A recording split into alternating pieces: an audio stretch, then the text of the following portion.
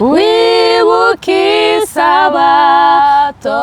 umwami yahiriye n'umunsi urutiye ndi n'umunsi unezeza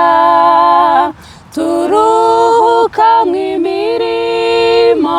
tubwirwa mw'iby'ijuru ni wa mucyo umurika uva ku mwami Imana utuzanira amahoro sabato nziza rwose utuzanira amahoro sabato nziza yawe zisaba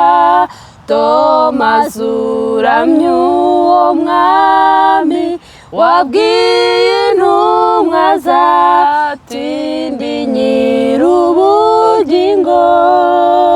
niba twicisha bugufi dukorera umukiza tuzajyanwa ku isoko y'amazi y'ubugingo utuzanira amahoro sabato nziza rwose utuzanira amahoro sabato nziza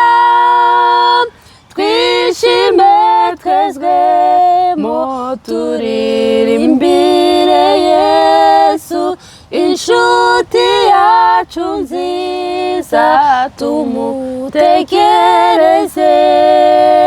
mukiza mwiza udukunda isezerano ryawe ngo uzaba muri twebwe niryo ritunezeza utuzanira amahoro sabato nziza rwose utuzanira amahoro sabato nziza